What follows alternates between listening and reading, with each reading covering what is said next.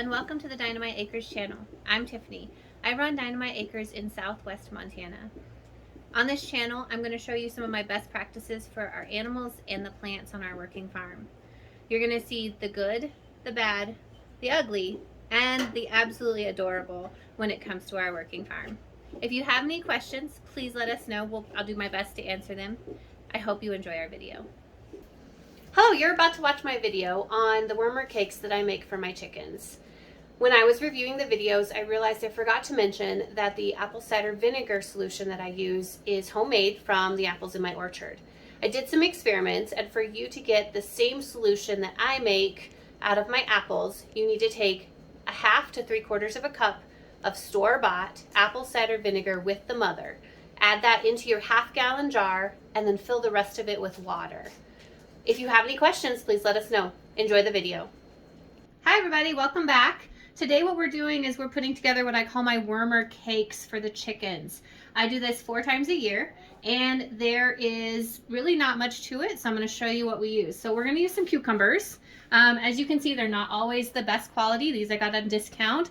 They're a little rubbery, but that's okay. The chickens like them. We've got a pumpkin. We have apple cider vinegar with the mother. And we have diatomaceous earth. Now those are your main ingredients for the wormer cakes. I also like to add some corn. This is from my pig feed. It's just cracked corn. And then I also have some lay-in. Now as long as you make the cake without the lay-in, it is chick safe. It is fine for all of your little chicks out in your coop. If you put the lay-in in it, I recommend that the chicks be at least 16 weeks old. I don't like to give my chicks their lay-in until they get to that age.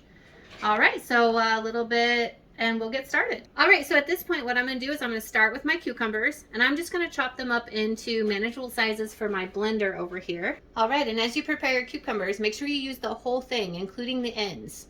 The chickens can use all of it, including the peel. As you can see right here in the blender, all I've done is chop them up, and then I have them, because the cucumber was pretty large for my Ninja. All of the cucumber can go into your cake. Okay, at this point my blender's full. I still have some cucumbers to go. I'm just going to transfer my cucumber over to this bowl until we're ready to mix it in with the pumpkin.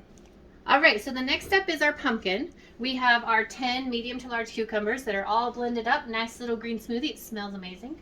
I am obviously not going to wash my blender because we're going to be mixing our cucumbers and pumpkins in the future anyway, so it won't matter. I am going to start with removing the stem.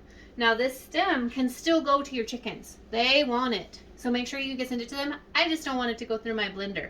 I don't think my blender wants it. So we're going to take that off.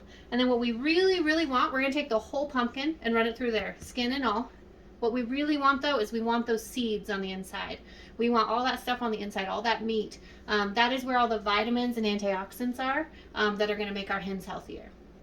All right, so we got the stem out. Now I'm going to literally just kind of cut down in these pieces. Mine is really soft because it's been out in the feed shed.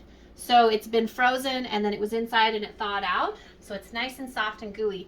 If your pumpkins are really fresh, really hard, you'll need to take them, split them open, and you're going to have to cook them in your oven. Just enough to get them to soften up. Or you can do like I do and just let them sit outside in the feed store and they will become soft. The chickens just love this. All of this meat, all of this stuff is what we want in our wormer cakes. All right, so as you can see, I've got some of the pumpkin cut up and it's going in the blender. Now the cucumbers are full of a lot of fluid. They're very hydrating for your poultry. They didn't need any extra liquid. Our pumpkin is going to need a little extra liquid. This is where we put our apple cider vinegar. So I have about a cup of apple cider vinegar pulled out. I'm going to put 1/4 of a cup in at a time until I get the consistency I want. The apple cider vinegar is going to help build the immune system of your hens. So this is why we use it. You could use water. It definitely wouldn't hurt anything. But if we're going to make this for their health, let's make them as healthy as we possibly can. So we have our vitamins and our minerals, and we have that are going to build their health, and then we have our apple cider vinegar, which is going to build their immune system. All right, I'm just going to put a little bit of the vinegar in to give us our fluid. Oh, about 1/4 cup. And we're going to get to blending. All right, so we've blended about half of it. I'm going to go ahead and add another about 1/2 cup of the apple cider vinegar. Make sure we have plenty of fluid in there.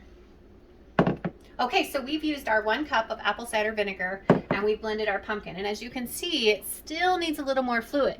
So this is where the hydrating properties of the cucumber are going to come in. I'm going to put in a scoop, about 2 cups, of the cucumber in with my pumpkin. And we're going to blend again. So now I have my pumpkin, apple cider vinegar, and cucumber all in the blender. Okay, so we have our mixer full. That does not have to be perfectly pureed. Okay, so big chunks are fine. Your chickens are going to love it. They're going to grab hold of it. They're going to run around. They're going to fight over them. It'll be great. So don't have to worry about getting the chunks really small.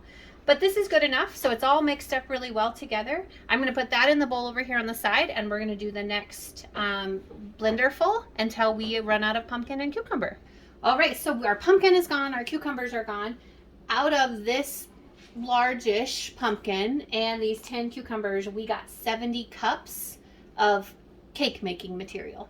I want you to notice that I cut all of this off the bottom of the pumpkin, but I didn't want to run this through my blender. So again, I'm not going to throw this away. I'm going to literally just put it down in my chicken bucket. The girls will love this, and they will eat it, and then they'll be able to get a lot of the vitamins and minerals out of it. So we're going to put that down in the chicken bucket, and we're going to start putting together our cakes. All right, so these are my favorite ways to disperse my worm or cakes.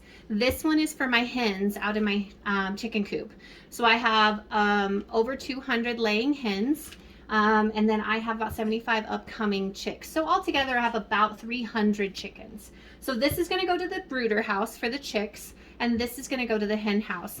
They're literally just rubber livestock bowls. Now, obviously, you may not have 300 chickens, and you might be making smaller amounts. What you can do at this point is freeze your mash.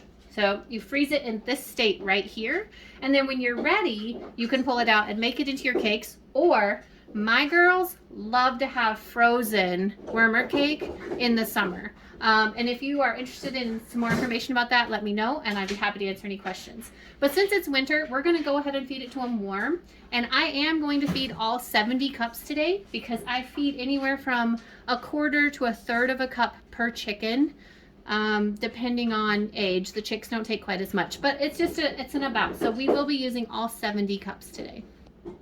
All right, so we have our pumpkin, cucumber, apple cider vinegar mash in our pans.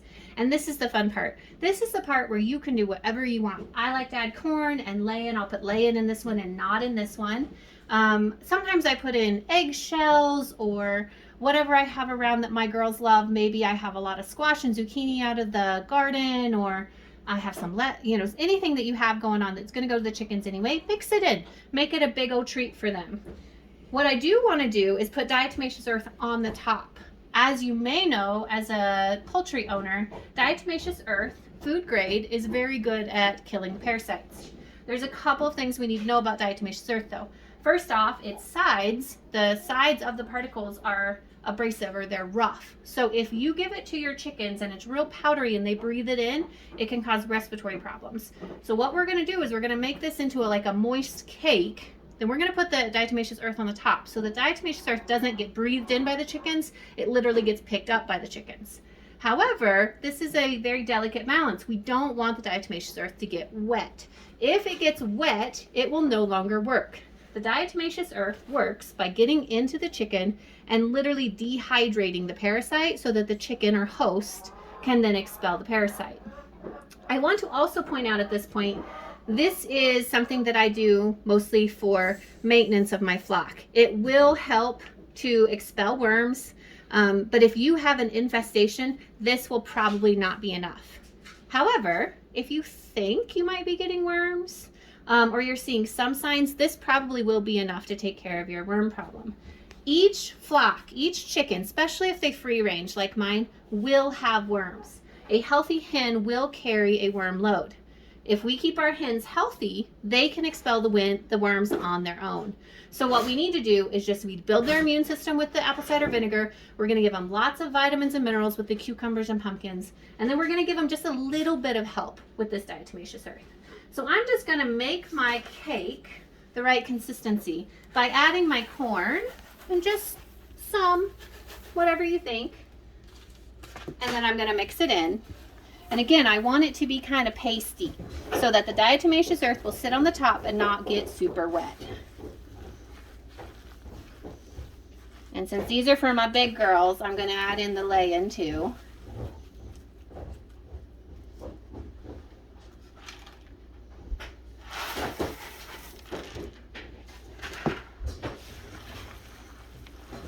So one of the things that I have recently done is I cleaned the chicken coop and I used baking soda and I got it really, really clean. And so what I will do is in about 5 days, they will be unloading the parasites in their system.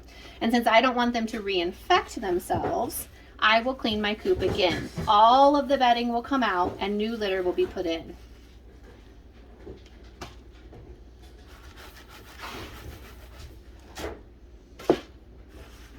So as you can see, it's really cake-like. If you were an outdoor kiddo like me and you liked to do mud cakes, I'm sure my mama could tell you some stories, then this will be the job for you. But that's what we want. We want a good mud cake, moist but not wet. And then for my 200 plus girls, I'm gonna put a little more lay-in that. I'm gonna put about a cup of diatomaceous earth on the top of this. And remember, it needs to be food grade. I bought my food grade diatomaceous earth at the livestock store, and they actually call it fossil flour. So if you're at the food store and you're having trouble finding it, the livestock feed store, ask them for fossil flour. Sometimes it's called that. All right, as you can see, like it's no longer super wet. It's got a good cake feel to it. It feels like a good batter. And we're going to be able to put that diatomaceous earth right on the top, and I'm not going to have to worry about that diatomaceous earth coming up into the respiratory tract of my girls causing problems, but it will be able to be given to them without any problems. Okay, so I've got my 1 cup of the diatomaceous earth food grade, and I'm just going to sprinkle it on and frost my cake. And as you can see, it's sitting right on top of that. So then my girls will be able to get to it. But again, I feel like it doesn't get in their respiratory tracts like it would if I just mixed it into their feed, and it's real powdery at that point. And I'm always concerned that the girls will breathe it in. So here we are at the big hen house. The girls are a little upset. We have a predator problem right now, and it's crazy cold and it's been snowing for a couple days. Lovely Montana weather. So they are inside their very large chicken coop at their jungle gym and their swings and their toys, and you know, they're very spoiled. But because we're dealing with the predator, we're gonna go inside to feed them. I normally do feed this outside. One thing I forgot to mention earlier is when you get a commercial wormer, if you have an infestation, you will need to have a withdrawal period. So you can't eat the eggs. With this, there's no problem with that. There's no withdrawal period from the eggs. You can use the eggs, you can sell them commercially, because we're using, you know, natural resources to build their immunity and help them build to be able to pull back from the worms. All right, we're gonna go in and let's see if the girls like it. Hey girls!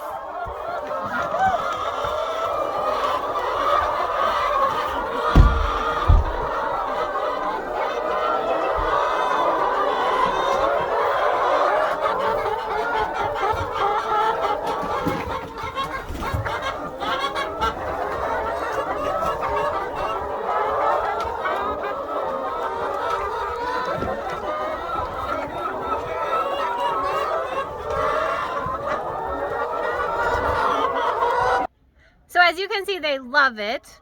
It'll be gone in probably an hour or 2. They will come up and take their fill, and then the others will move in. They do a great job. As you can see, some of them are still molting, but this will also help with that. Again, the vitamins and minerals are just going to make them to be healthier birds. I hope you enjoyed the video. Hey, let me know if you have any questions. Thanks for watching.